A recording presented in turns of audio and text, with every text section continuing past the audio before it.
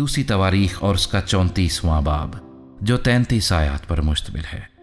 یوسیہ 8 برس کا تھا جب وہ سلطنت کرنے لگا، اور اس نے 31 برس یروشلیم میں سلطنت کی۔ اس نے وہ کام کیا جو خداوند کی نظر میں ٹھیک تھا، اور اپنے باپ داؤد کی راہوں پر چلا، اور دہنے یا بائیں ہاتھ کو نہ مڑا، کیونکہ اپنی سلطنت کے 8ویں برس جب وہ لڑکا ہی تھا، وہ اپنے باپ داؤد کے خدا کا طالب ہوا، اور 12ویں برس میں یہودا اور یروشلیم کو اونچے مقاموں اور یسیر طور کھودے ہوئے بتوں اور ڈھالی ہوئی مورتوں سے پاک کرنے لگا، اور لوگوں نے اس کے سامنے بالیم کے مذہبوں کو ڈھا دیا، اور سورج کی مورتوں کو جو ان کے اوپر اونچے پر تھیں اس نے کاٹ ڈالا، اور یسیر طور کھودی ہوئی مورتوں اور ڈھالی ہوئی مورتوں کو اس نے ٹکڑے ٹکڑے کر کے ان کو دھول بنا دیا، اور اس کو ان کی قبروں پر بتھرایا جنہوں نے ان کے لیے قربانیاں چڑھائی تھیں، اور اس نے ان کاہنوں کی ہڈیاں انہی کے مذہبوں پر جلائیں، اور یہودا اور یروشلیم کو پاک کیا، اور منسی اور افرائیم اور شمون کے شہروں میں بلکہ نفتالی تک ان کے ارد گرد کھنڈروں میں اس نے ایسا ہی کیا، اور مذہبوں کو ڈھا دیا، اور یسیرتوں اور کھدی ہوئی مورتوں کو توڑ کر دھول کر دیا، اور اسرائیل کے تمام ملک میں سورج کی سب مورتوں کو کاٹ ڈالا۔ تب یروشلیم کو لوٹا، اور اپنی سلطنت کے 18ویں برس جب وہ ملک اور ہیکل کو پاک کر چکا تو اس نے اصلیہ کے بیٹے صافن کو اور شہر کے حاکم ماسیہ اور یواخذ کے بیٹے یواخ مورخ کو بھیجا کہ خداوند اپنے خدا کے گھر کی مرمت کریں۔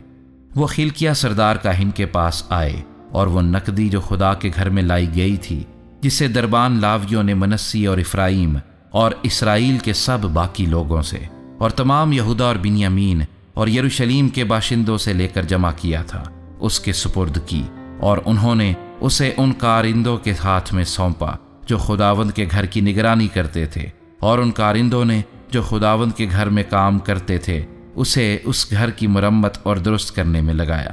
یعنی اسے بڑھئیوں اور معماروں کو دیا کہ گھڑے ہوئے پتھر اور جوڑوں کے لیے لکڑی خریدیں، اور ان گھروں کے لیے جن کو یہودا کے بادشاہوں نے اجاڑ دیا تھا شہتیر بنائیں، اور وہ مرد دیانت سے کام کرتے تھے، اور یہت اور ابدیہ لاوی جو بنی مراری میں سے تھے ان کی نگرانی کرتے تھے، اور بنی کہات میں سے زکریہ اور مسلام کام کراتے تھے، اور لاویوں میں سے وہ لوگ تھے جو باجوں میں ماہر تھے، اور وہ بار برداروں کے بھی دروغے تھے، اور سب قسم قسم کے کام کرنے والوں سے کام کراتے تھے، اور منشی اور محتمم اور دربان لاویوں میں سے تھے۔ اور جب وہ اس نقدی کو جو خداوند کے گھر میں لائی گئی تھی نکال رہے تھے تو خلقیہ کاہن کو خداوند کی توریت کی کتاب جو موسیٰ کی معرفت دی گئی تھی ملی۔ تب خلقیہ نے صافن منشی سے کہا کہ میں نے خداوند کے گھر میں توریت کی کتاب پائی ہے، اور خلقیہ نے وہ کتاب صافن کو دی، اور صافن وہ کتاب بادشاہ کے پاس لے گیا۔ پھر اس نے بادشاہ کو یہ بتایا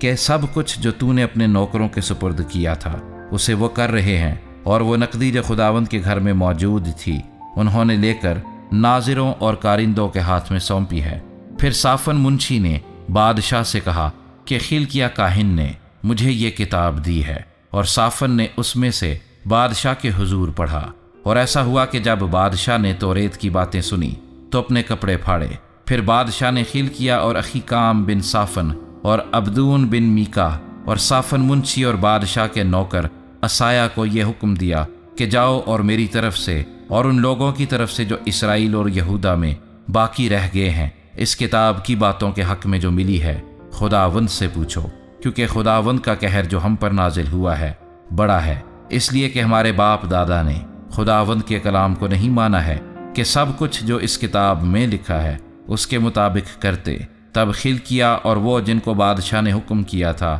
خلدہ نبیہ کے پاس جو توشہ خانے کے دروغے سلوم بن توقہت بن خسرہ کی بیوی تھی گئے۔ وہ یروشلیم میں مشنا نامی محلے میں رہتی تھی، سو انہوں نے اس سے وہ باتیں کہیں۔ اس نے ان سے کہا خداوند اسرائیل کا خدا یوں فرماتا ہے کہ تم اس شخص سے جس نے تم کو میرے پاس بھیجا ہے کہو کہ خداوند یوں فرماتا ہے، دیکھ میں اس جگہ پر اور اس کے باشندوں پر آفت لاؤں گا، یعنی سب لعنتیں جو اس کتاب میں لکھی ہیں جو انہوں نے شاہ یہودا کے آگے پڑھی ہے، کیونکہ انہوں نے مجھے ترک کیا اور غیر معبودوں کے آگے بخور جلایا اور اپنے ہاتھوں کے سب کاموں سے مجھے غصہ دلایا، سو میرا قہر اس مقام پر نازل ہوا ہے اور دھیما نہ ہوگا۔ رہا شاہ یہودا جس نے تم کو خداوند سے دریافت کرنے کو بھیجا ہے، سو تم اس سے یوں کہنا کہ خداوند اسرائیل کا خدا یوں فرماتا ہے کہ ان باتوں کے بارے میں جو تو نے سنی ہیں، چونکہ تیرا دل موم ہو گیا اور تو نے خدا کے حضور عاجزی کی، جب تو نے اس کی وہ باتیں سنی جو اس نے اس مقام اور اس کے باشندوں کے خلاف کہی ہیں، اور اپنے کو میرے حضور خاکسار بنایا اور اپنے کپڑے پھاڑ کر میرے آگے رویا، اس لیے میں نے بھی تیری سن لی ہے۔ خداوند فرماتا ہے، دیکھ میں تجھے تیرے باپ دادا کے ساتھ ملاؤں گا، اور تو اپنی گور میں سلامتی سے پہنچایا جائے گا، اور ساری آفت کو جو میں اس مقام اور اس کے باشندوں پر لاؤں گا تیری آنکھیں نہیں دیکھیں گی۔ سو انہوں نے یہ جواب بادشاہ کو پہنچا دیا۔ تب بادشاہ نے یہودا اور یروشلیم کے سب بزرگوں کو بلوا کر اکٹھا کیا، اور بادشاہ اور سب اہل یہودا اور یروشلیم کے باشندے، کاہن اور لاوی اور سب لوگ، کیا چھوٹے کیا بڑے، خداوند کے گھر کو گئے، اور اس نے جو عہد کی کتاب خداوند کے گھر میں ملی تھی اس کی سب باتیں ان کو پڑھ سنائیں۔ اور بادشاہ اپنی جگہ کھڑا ہوا اور خداوند کے آگے عہد کیا کہ وہ خداوند کی پیروی کرے گا، اور اس کے حکموں اور اس کی شہادتوں اور آئین کو اپنے سارے دل اور ساری جان سے مانے گا، تاکہ اس عہد کی ان باتوں کو جو اس کتاب میں لکھی تھیں پورا کرے۔ اور اس نے ان سب کو جو یروشلیم اور بنیامین میں موجود تھے اس عہد میں شریک کیا، اور یروشلیم کے باشندوں نے خدا اپنے باپ دادا کے خدا کے عہد کے مطابق عمل کیا، اور یوسیہ نے بنی اسرائیل کے سب علاقوں میں سے سب مکروہات کو دفع کیا، اور جتنے اسرائیل میں ملے ان سبوں سے عبادت یعنی خداوند ان کے خدا کی عبادت کرائی، اور وہ اس کے جیتے جی خداوند اپنے باپ دادا کے خدا کی پیروی سے نہ ہٹے۔